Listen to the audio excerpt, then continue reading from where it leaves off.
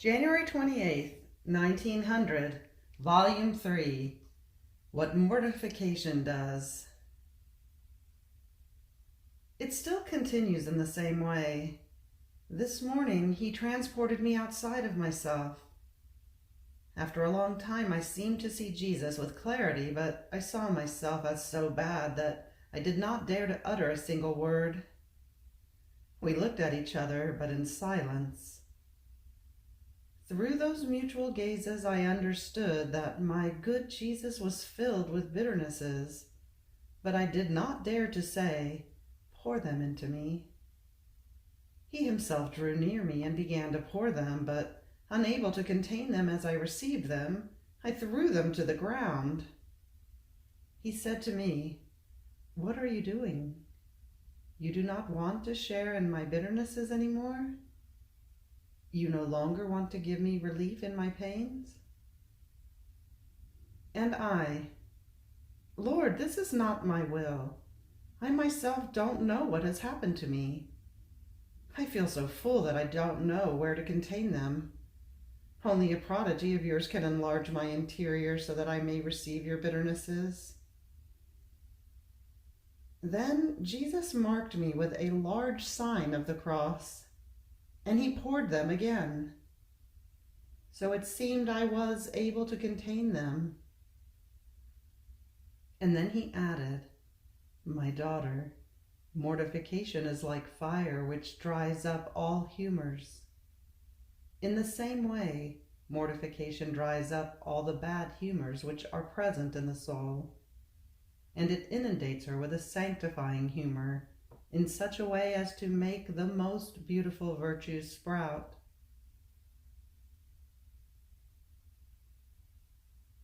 January 25th, 1905, Volume 6, The Cross is Seed of Virtue. As I was feeling and suffering more than usual, my adorable Jesus came for just a little and told me, "My daughter, the cross is seed of virtue, and just as one who sows harvests for 10, 20, 30, and even 100, in the same way the cross, being seed, multiplies virtues and perfections, and it embellishes them in an admirable way. So the more crosses thicken around you, the more seeds of virtue are sown into your soul. Therefore, instead of afflicting yourself when a new cross comes to you, you should rejoice, thinking that you are acquiring another seed with which you can enrich and even complete your crown. January 28th, 1909, Volume 8, What Victim Means. Having read a book that talked about the different ways of operating interiorly, and about how Jesus would compensate these souls with a great capital of grace and with superabundant love, I compared everything I had read to the many ways and the many different acts that Jesus had taught me in my interior, which, compared to those of the book, seemed to me to be so vast as the sea compared to a little river. And I said to myself, if this is true, who knows how much grace my always lovable Jesus pours in me, and how much love he has for me? Then, as I found myself in my usual state, good Jesus came for just a little and told me, "My daughter, you do not yet know well what it means to be chosen as victim. Just as I, by being victim, enclosed in me all the acts of creatures, their satisfactions, reparations, adorations, and thanksgivings, in such a way that I did for all and for each one that which they were supposed to do, in the same way, since you are victim, it is useless to compare yourself to others, because you must enclose within you not the way of one, but the variety of the ways of each one. And since I must have you make up for all and for each one, as a consequence, I must give you not the grace that I give to one alone, but as much grace as to equal what I give to the whole of creatures. Therefore, love too must surpass all the love I have for the whole of creatures, because grace and love always go together. They have one single step, one single measure, one single will. Love draws grace, grace draws love. They are inseparable. This is why you see the most extensive sea which I have placed in you, and the little river in others. I remained astounded, comparing so much grace to so much ingratitude and badness of mine.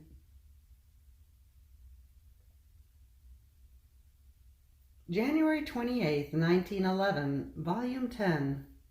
Love forces God to tear the veils of faith. The Church is agonizing, but will not die.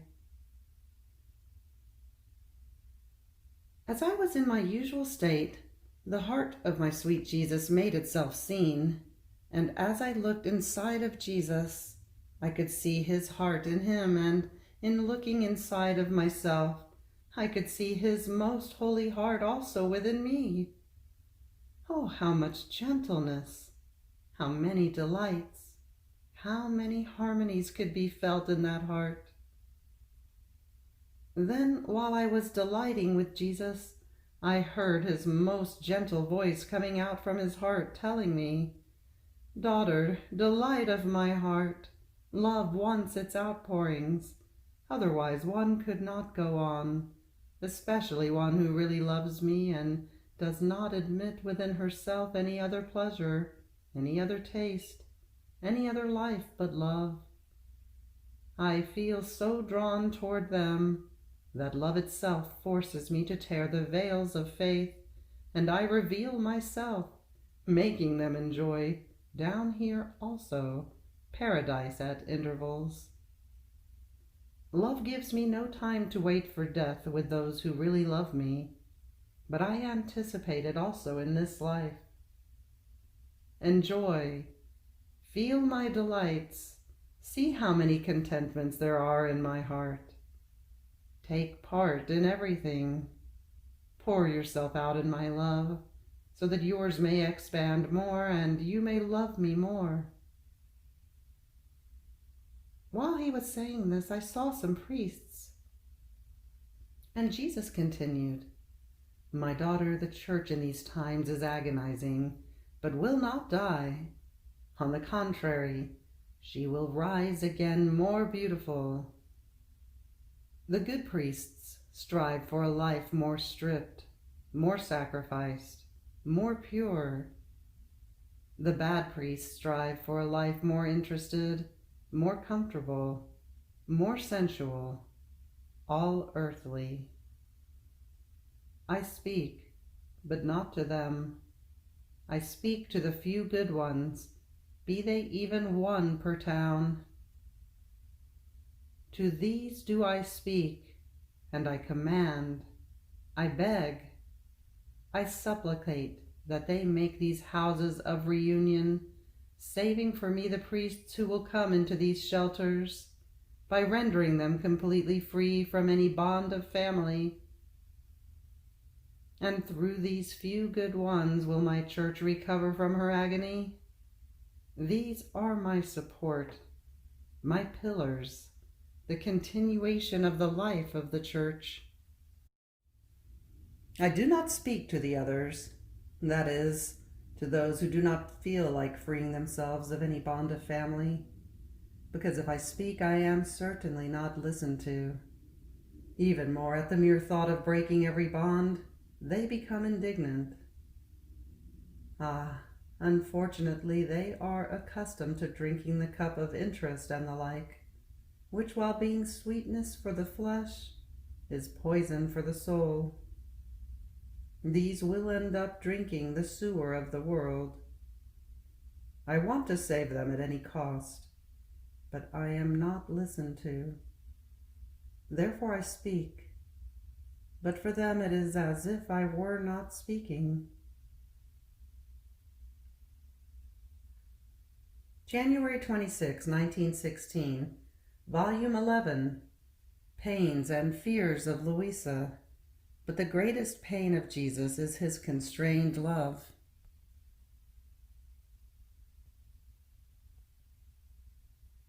I felt oppressed. I thought to myself, everything is over.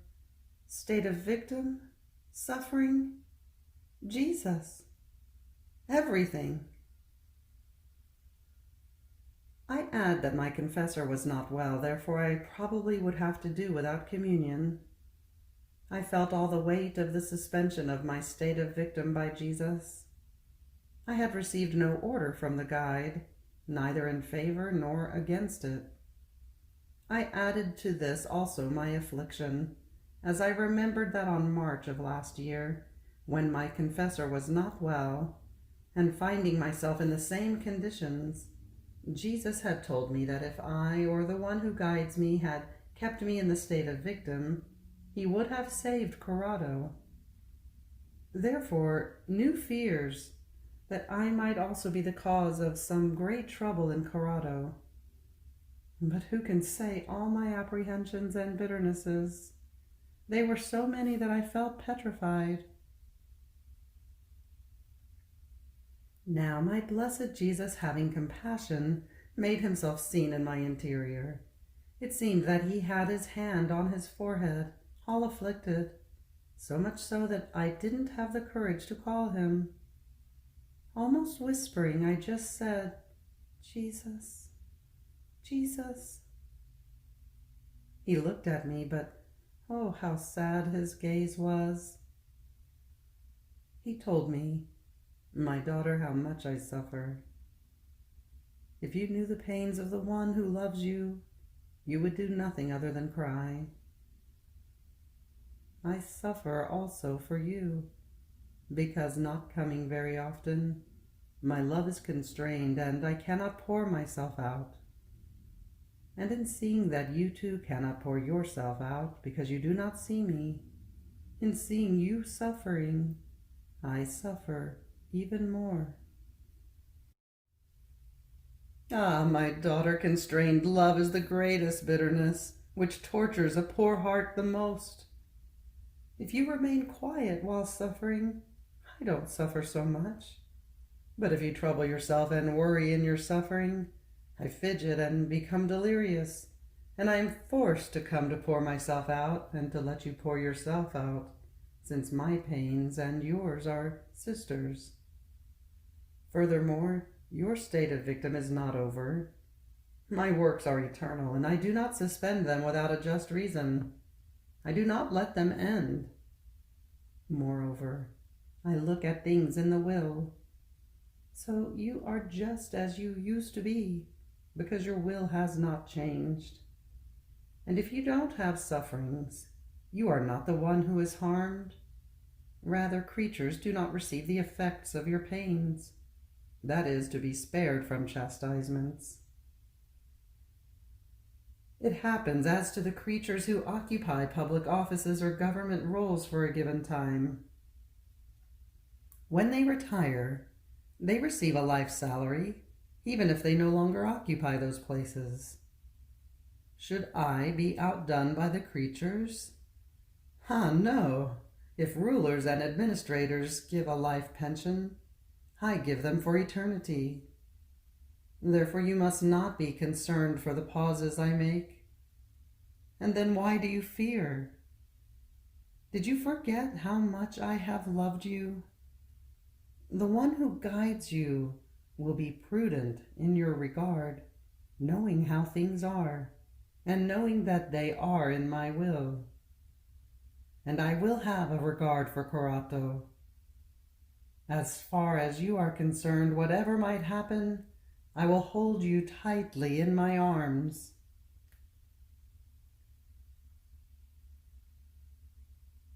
January 22nd, 1922, Volume 13, How Jesus Opened for Us Many Fonts in His Will. I was praying, and my sweet Jesus drew me to himself. and transforming me completely into himself, told me, "My daughter, let us pray together so as to hold heaven in our power and prevent the earth from falling even more into the current of evil." So we prayed together, and then he added, "While on earth, my humanity saw itself as very narrow before the divinity, and since it was inseparable from the divinity, I did nothing but enter into the immensity of the eternal will and open many fonts for the good of creatures. In fact, since they were being opened by a man-god, I could give the human family the right to approach these fonts and take whatever they wanted. Therefore I formed the font of love, that of prayer, the other of reparation, the font of forgiveness, that of my blood, another of glory." Now, do you want to know who shakes these fonts so as to make them rise and overflow in such a way that all the earth may be inundated? The soul who enters into my will. As she enters, if she wants to love, she approaches the font of love, and by loving, or even if by placing the intention to love, she shakes the font. Being shaken, the waters grow, overflow, and flood the whole earth. And sometimes this shaking is so intense that the waves rise up so high as to touch heaven and flood the celestial fatherland. If she wants to pray, repair, impetrate forgiveness for sinners, or give me glory, she shakes the fonts of prayer, of reparation, of forgiveness, and they rise, overflow, and flood everyone. How many goods did my humanity not impetrate for man? I left the doors open so that they might enter with all ease. But how few are those who enter? January 28th, 1926, Volume 18. After sin, Adam did the same acts as before, but because he had withdrawn from the supreme will, they were empty of the substance of divine life. The humanity of Jesus, the tree of life, which will produce the fruit of the Fiat voluntas tua on earth as it is in heaven. I was thinking about the holy divine volition, and I thought to myself, how can it be that Adam, after sin, having broken his will from that of God, lost strength, dominion, and his acts were not so pleasing to God as to form his delight? Indeed, before sinning, Adam had done his acts toward God. He had learned them. Why then, in repeating them afterwards, they no longer sounded the same sound? They no longer contained the fullness of divine love and the complete glory of God. Now, while I was thinking of this, my lovable Jesus moved in my interior, and through a light that he sent to me, told me, "My daughter, first of all, before he withdrew from my will, Adam was my son. He contained my will as center of his life and of all his acts. Therefore he possessed a strength, a dominion, an attractiveness which was all divine. His breath, his heartbeat, his acts gave of divine. All of his being gave off a celestial fragrance, which drew us all toward him. So we felt wounded from all sides by this son. If he breathed, if he spoke, if he did even the most innocent, indifferent, and natural things, those were wounds of love for us. And we, amusing ourselves with him, filled him more and more with our goods, because everything he did came from one single point, which was our will. Therefore we liked him all. We found nothing which might displease us. Now, after sin, Adam descended from the state of son and reduced himself to the state of servant. And as soon as he broke up with the supreme will, the divine strength, the dominion, the attractiveness, the celestial fragrance went out of him. Therefore his acts, his being, no longer gave of divine, but were filled with a human sensation, which, making him lose attractiveness, caused that we no longer felt wounded, but rather we kept our distance, he from us and we from him. His repeating the same acts as those he did before sinning, as in fact he did, says nothing. But do you know what the acts of the creature are without the fullness of our will? They are like those foods without condiments and without substance, which, instead of being enjoyed, disgust the human palate, and so do they disgust the divine palate. They are like those unripe fruits which contain neither sweetness nor taste. They are like those flowers without fragrance. They are like those vases which are full, yes, but of old, fragile, and ragged things. All this can serve a strict necessity of man, and may be a shadow, a shade of the glory of God, but not the happiness and the complete well-being of the creature and the fullness of the glory of God. Now, on the other hand, with what pleasure does one not eat of food which is well flavored and nourishing? How it strengthens the whole person! The mere smell of its condiment whets one's appetite and the eagerness to eat it.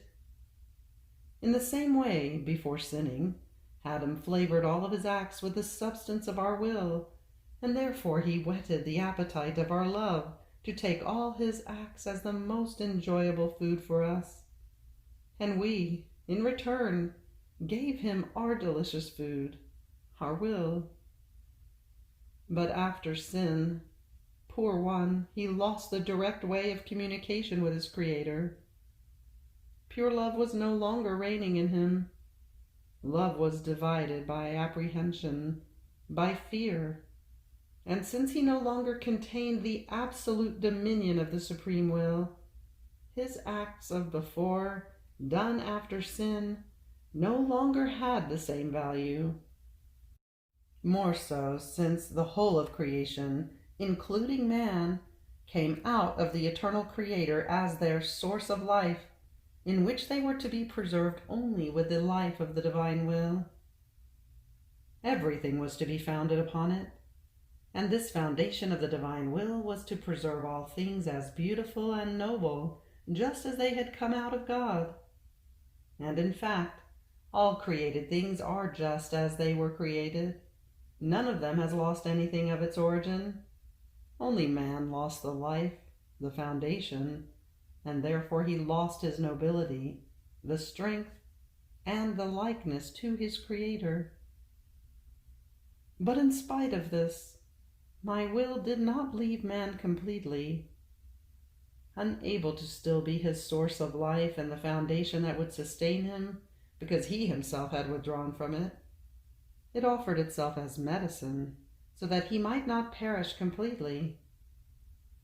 So my will is medicine, is sanity, is preservation, is food, is life, is fullness of the highest sanctity. In whatever way the creature wants it, so does it offer itself. If she wants it as medicine, it offers itself in order to take away from her the fever of passions, the weaknesses of impatience, the vertigo of pride, the sickliness of attachments, and so with all the rest of the evils. If she wants it as sanity, it offers itself to preserve her healthy, to free her from any spiritual illness. If she wants it as food, it gives itself as food, to make her strengths develop and grow more in sanctity.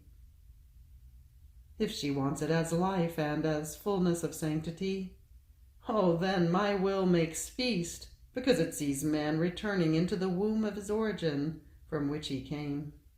And it offers itself to give him the likeness of his Creator, the only purpose of his creation. My will never leaves man.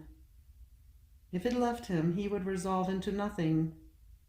And if man does not give himself to letting my will make him a saint, my will uses the ways to at least save him. On hearing this, I said to myself, Jesus, my love, if you love so much that your will operate in the creature, as in the act in which you created her, as if there had been no fracture between your will and that of the creature, why, in coming upon earth to redeem us, did you not give us this great good, that your will, triumphant of everything, would place us in the order of creation, just as we came out of the hands of our celestial Father? And Jesus, coming out from my interior, pressed me all to his heart, and with unspeakable tenderness told me, my daughter, the primary purpose of my coming upon earth was indeed this one, that man would return into the womb of my will, as he came out of it when he was created.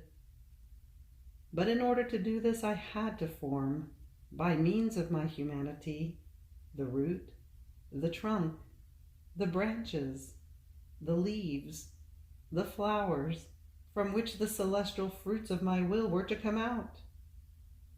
No one can have the fruit without the tree. This tree was watered by my blood.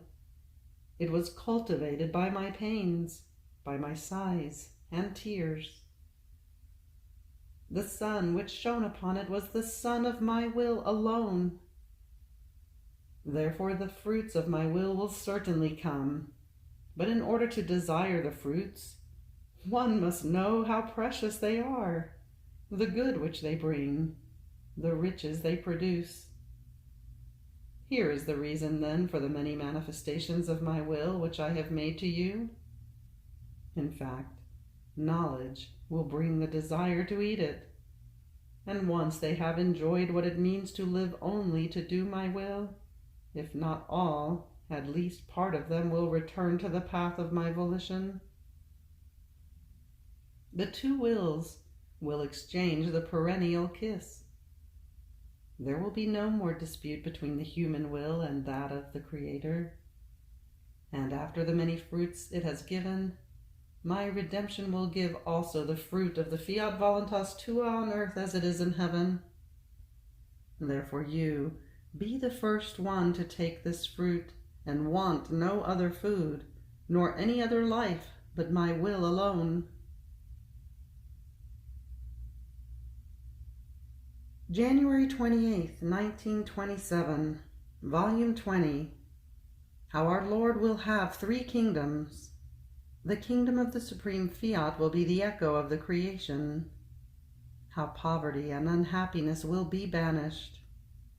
How in our Lord and in the Virgin there was voluntary poverty, not forced. How the divine will is jealous of taking care of its daughter. I was all abandoned in the supreme Fiat, following its acts in the creation, and my sweet Jesus came out from within my interior and told me, my daughter, look at how beautiful is the order of the heavens.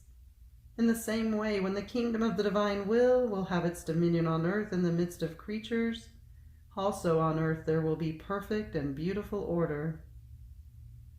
Then I will have three kingdoms, one in the celestial fatherland, another in the creation, and the third among the creatures. And each one will be the echo of the other, each one the reflection of the other. All created things have their place of honor, and while they are all ordered and in harmony among themselves, one has no need of the other, because each one of them not only abounds, but overabounds in the goods with which God endowed it in creating it. In fact, having been created by a being who is happy and most wealthy, and whose riches never decrease by giving them. All created things carry the mark of happiness and the abundance of goods of their Creator. Just as all created things, so will all the children of the kingdom of the supreme Fiat have their place of honor, of decorum, and of dominion. And while possessing the order of heaven and being in perfect harmony among themselves, more than celestial spheres, the abundance of good which each one will possess will be so great that one will never need the other. Each one will have within himself the source of the goods of his Creator and of his perennial happiness. Therefore poverty, unhappiness, needs, and troubles will be banished from the children of my will.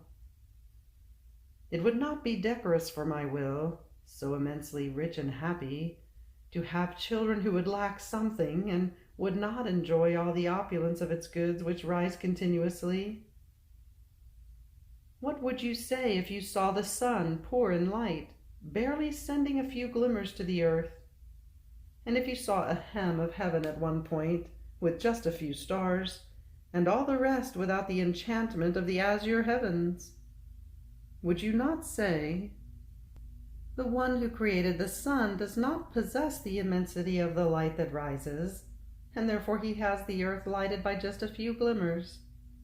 He does not possess the power to extend a heaven everywhere, and therefore he has laid just a hem of it above our heads." So you would make yourself the idea that God is poor in light, and that he does not have the power to extend everywhere the works of his creative hands.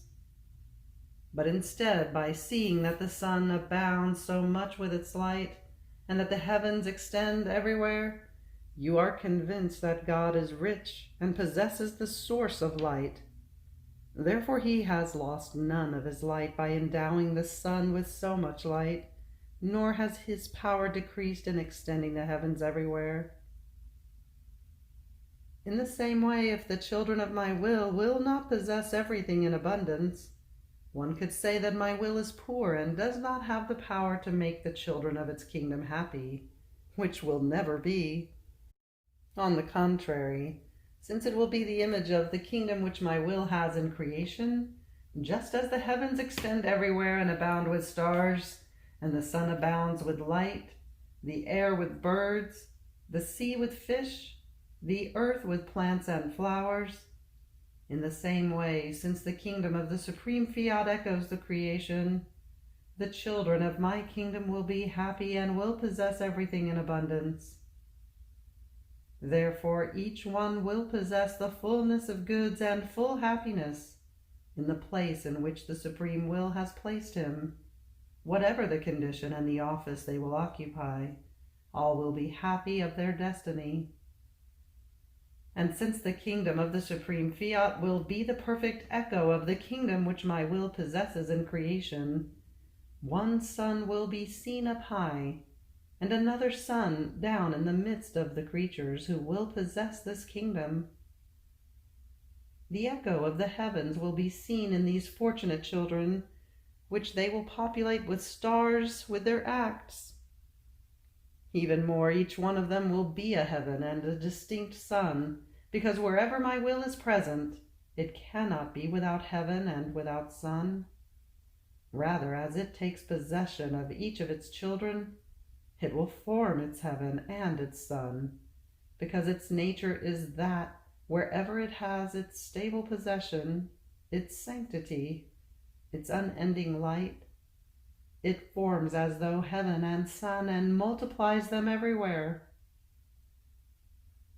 But this is not yet all. The creation, echo of the celestial fatherland, contains music, the royal march, the spheres, the heavens, the sun, the sea, and all possess order and perfect harmony among themselves and go around continuously.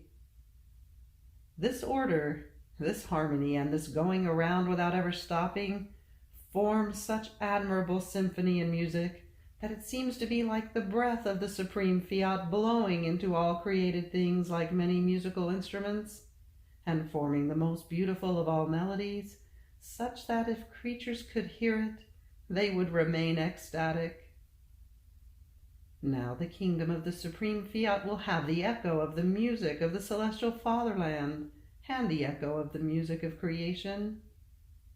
The order, the harmony, and their continuous going around their Creator will be so great that each one of their acts, words, and steps will be a distinct melody, like many different musical instruments, which will receive the breath of the divine will, in such a way that everything they do will be as many distinct musical concerts, which will form the joy and the continuous feast of the kingdom of the divine Fiat.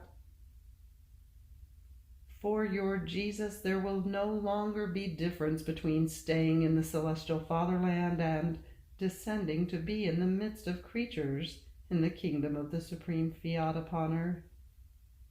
Then our work of creation will sing victory and full triumph, and we will have 3 kingdoms in one, symbol of the sacrosanct Trinity, because all of our works carry the mark of the one who created them. After this I was thinking to myself, though the true children of the supreme Fiat will be happy and will possess everything in abundance, yet my Queen Mamma and Jesus himself, who has and was the very divine will, were poor on this low earth. They suffered the pains and the hardships of poverty. And my sweet Jesus added, my daughter, true poverty is when a creature is in need. She wants to take, but has nothing to take, and is forced to ask others for a bare means of living. This poverty is of necessity and almost forced. Instead, both in me and in the celestial Mamma, who possessed all the fullness of the eternal Fiat, it was not poverty of necessity and even less forced, but it was voluntary poverty, spontaneous poverty, squeezed by the press of divine love. Everything was ours. At one wish of ours, sumptuous palaces would have been raised, and banquets prepared with foods never before seen and tasted. And in fact, when it was needed, at a little wish of ours, the very birds served us, bringing us fruits, fish, and other things in their beaks, making feast because they were serving their Creator and their Queen. With their trilling and singing and warbling, they played the most beautiful melodies for us, so much so that in order not to attract the attention of the creatures with our uniqueness, we had to command them to depart, following their flight under the vault of the heavens where our will was waiting for them. And obedient, they would withdraw. Therefore our poverty was of love. It was poverty of example to teach the creatures detachment from the low things of the earth. It was not poverty of necessity, nor could it be so in an absolute way, because wherever the fullness, the life of my will reigns, all troubles end, as though under one single blow, and they lose life.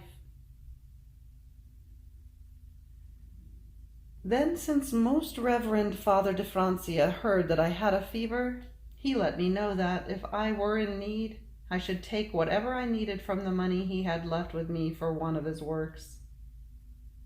And my lovable Jesus, in coming, almost smiling, said to me, my daughter, let Father know, in my name, that I thank him, and I will reward the goodness of his heart for the care he has for you. However, let him know that the daughter of my will has no need of anything, for my will abounds with everything. Even more, it is jealous that others may offer something, because it alone wants to give everything to its daughter. In fact, wherever my divine will reigns, there is no danger that natural means and abundance of goods may do harm. On the contrary, the more means she has and the more abundance she enjoys, the more she looks at the power, the goodness, the wealth of the supreme Fiat in them, and she converts everything into most pure gold of divine will.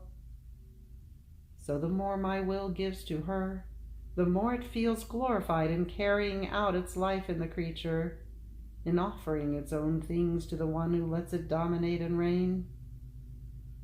It would be absurd if a very wealthy father had poor children.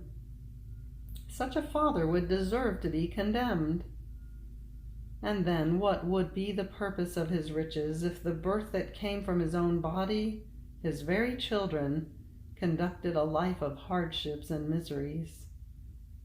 Would it not be a dishonor for this father and an unbearable bitterness for these children, knowing that while the father is extremely wealthy, they lack everything and can hardly satisfy their hunger?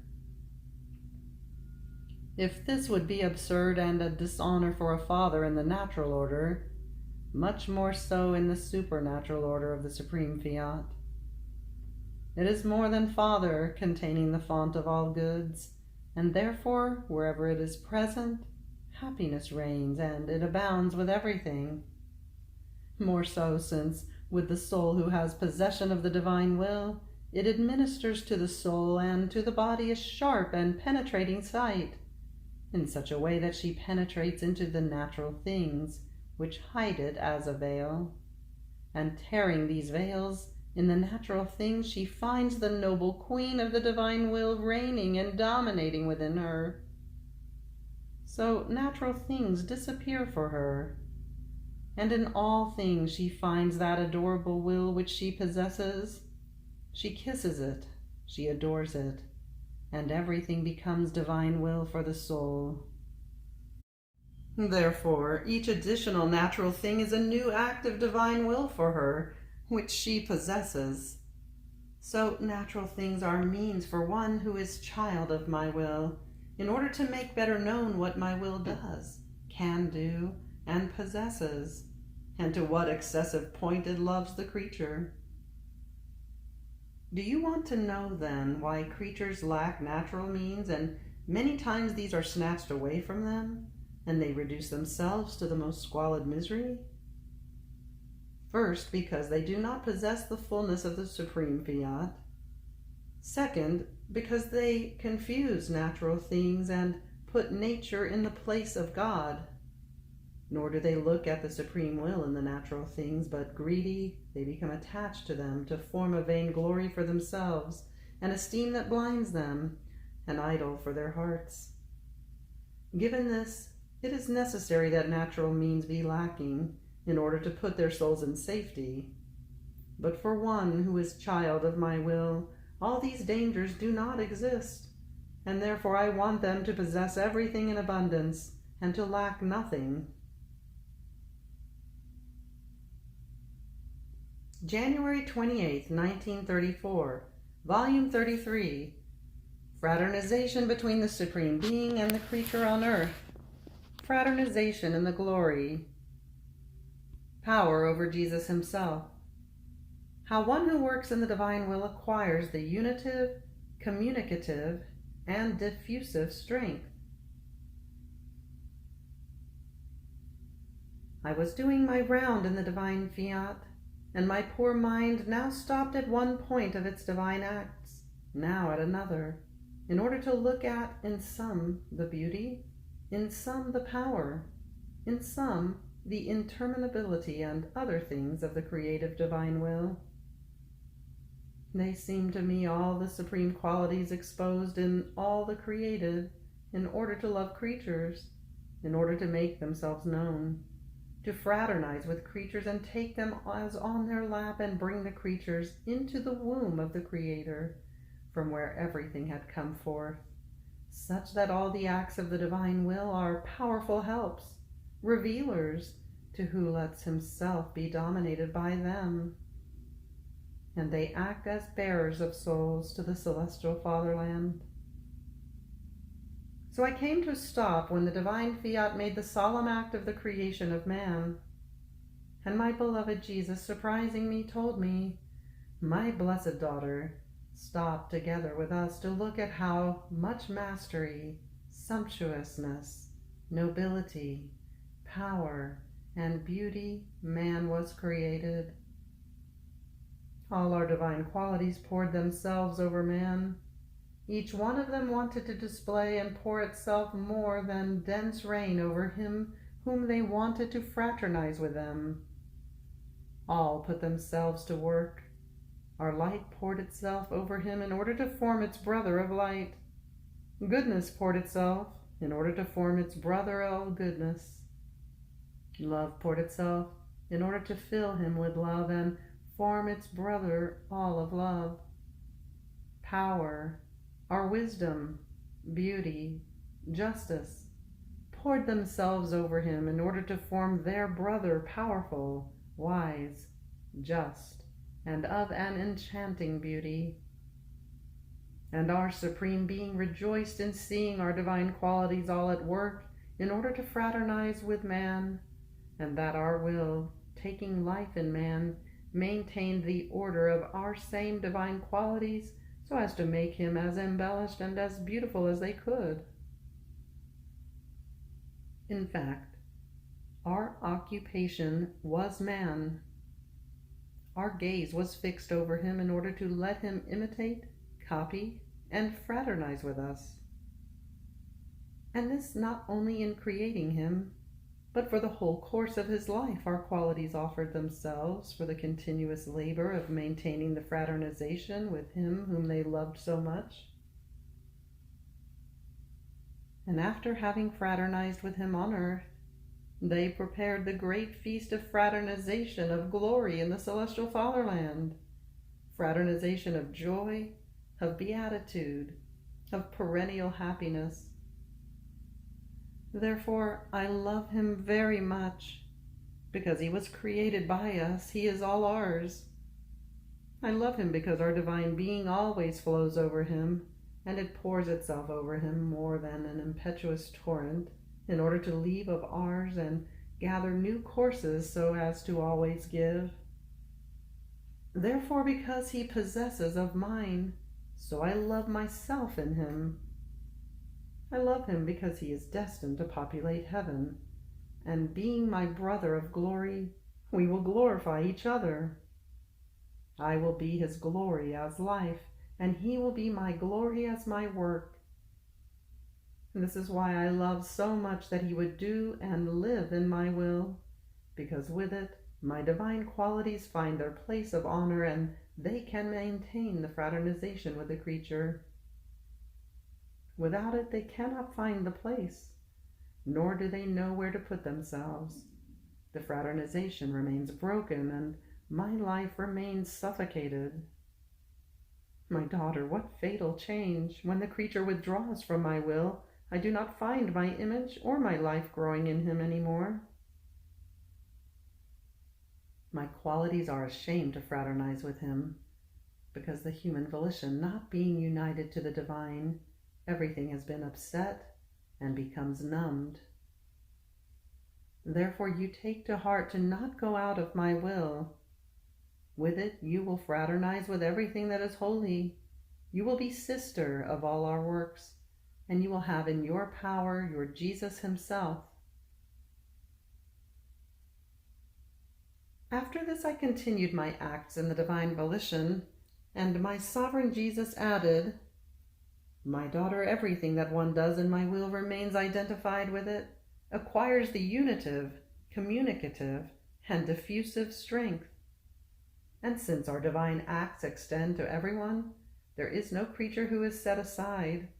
So one who works in our volition together with our act extends herself to everyone, wants to do good to everyone, and remains honored and glorified to have been the universal bearer of good to everyone and everything. And I, my love, and yet one does not see in creatures the fruits of such a universal good. Oh, if everyone would receive it, how many transformations there would be in the low world. And Jesus repeated, This means that they do not receive it with love, and their hearts are as sterile earth, because they do not have the generative seed. Therefore our light cannot bring fecundity. It happens as to the sun, that even though it illuminates and warms all lands, yet if it does not find the seed in order to fecundate it, it cannot communicate its generative and productive virtue. And even though with its light and heat it has molded those lands, they have not received one good. They remained what they were in their sterility. But with this the sun has remained honored and glorified because it has given its light to all. No one has been able to escape it, and it remains triumphant only because it has given its light in a universal way to everyone and over everything. Such are our works, our acts, only because they possess the extendable virtue so as to be able to give themselves in a universal way to everyone and to do good to everyone. It is the greatest honor and the greatest glory for us. There is no greater honor, no greater glory than being able to say, I am the bearer of good to everyone. In my act, I take everyone in the palm of my hand. I embrace everyone, and I have the virtue of generating good over everyone. And since my ideal is the creature, so I call her into my will, so that together with it, she renders herself extendable to everyone and knows with how much love and how my will operates. End of January 28th. Fiat.